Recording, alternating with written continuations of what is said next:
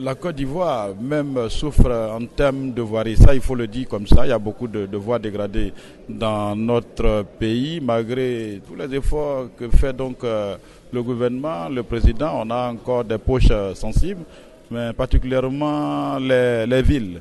Parce qu'il y a une ambiguïté aujourd'hui, un conflit de compétences, j'allais dire ça comme ça, entre la réparation des voies au niveau des villes. Bon, quelquefois, on nous parle donc de la compétence de l'État. Après, on dit non, c'est le conseil régional, c'est la mairie. On se marche un peu sur les pieds, si bien qu'aujourd'hui, pour la plupart des villes de l'intérieur du pays aujourd'hui sont en difficulté. Nous venons de voir que l'État pense aux villes, mais comme le disait tout à l'heure un confrère, au niveau des villes de l'intérieur du pays, il faut le dire net, il y a quelques difficultés. Parce qu'on estime qu'il y a beaucoup d'efforts de faire sur Abidjan, mais les villes de l'intérieur du pays sont encore en souffrance. C'est l'occasion pour nous de passer par votre antenne pour demander à l'État modestement d'avoir un regard diligent aussi vers la ville de l'intérieur du pays. Quand je prends moi mon cas, la ville de Mans, il faut dire que la dernière fois où il y a eu un bitumage sérieux dans la ville de Mans, c'était en 1969. Et depuis 1969, il n'y a plus jamais eu de bitume dans la ville de Mans. Nous avons alerté, nous avons demandé à l'État de nous aider. Les travaux avaient commencé puis arrêté. Nous sommes toujours en train de demander à l'État de tout faire pour que nous ayons au moins les 10 km promis par le président de la République. Nous, notre marché central de Mans a été incendié en 1997. Ça fait un peu plus de 20 ans, ça fait 21 ans aujourd'hui que le marché a été incendié. Et en vérité, nous sommes là seulement, ça fait 5 ans. Mais quand on prend 21 ans et 5 ans, ça veut dire que des maires sont passés avant, qui n'ont pas pu reconstruire le grand marché de Mans. Je veux dire par là que quand un marché brûle, c'est vrai, c'est un phénomène qui se passe en une nuit ou quelques heures, mais reconstruire un marché, c'est pas du jeu. C'est pas du jeu, c'est en cela qu'il faut que nous soyons responsables.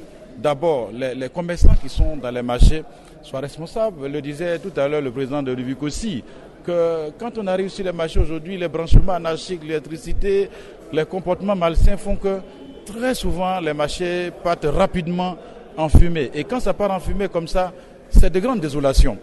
Parce que dans une ville donnée, telle que par exemple moi ma ville, il y a plus de 60% de la population de Mans qui est commerçante. Alors, lorsqu'on n'a pas de marché, cette population fait quoi?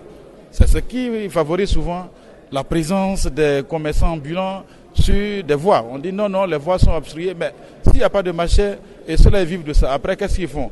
C'est déplorable. Je voulais profiter aussi de votre antenne pour dire un petit yako à mon confrère de Soubré, qui en plus du marché, lui, a perdu la mairie et aussi son domicile, ce qui n'est pas normal. Ce que nous regrettons, ce n'est pas normal, parce qu'un marché qui brûle, ce n'est pas l'affaire d'un maire. La plupart des recettes qu'un maire fait dans sa commune, très souvent, ça vient du marché. Donc, le maire n'a pas intérêt à brûler son marché, quels que soient les problèmes. Donc, il faut que la population sache faire la part des choses. Un maire, aujourd'hui, ne peut pas prétendre, pour quelque raison que ce soit, brûler lui-même son marché. Ça, c'était juste une parenthèse que j'avais ouverte, je la referme, pour dire qu'il faut que l'État nous aide à moderniser les marchés. Quand on prend les opérateurs économiques venus d'ailleurs, qui viennent nous aider en système BOT, c'est comme ça qu'on appelle, c'est-à-dire construire, gérer et céder, après les parents ne se retrouvent plus. Donc il sera plus facile à l'État de nous aider concrètement, dire que bon, l'État va construire des marchés ultra modernes dans les différentes villes.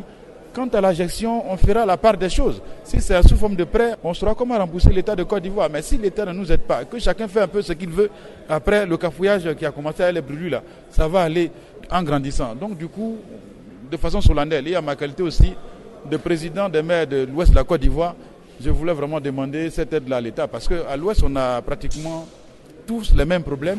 C'est l'occasion qu'on s'asseye et qu'on demande ensemble aussi à l'État, que l'État puisse nous aider à reconstruire des marchés ultramodernes avec la sécurité, surtout sécurité incendie.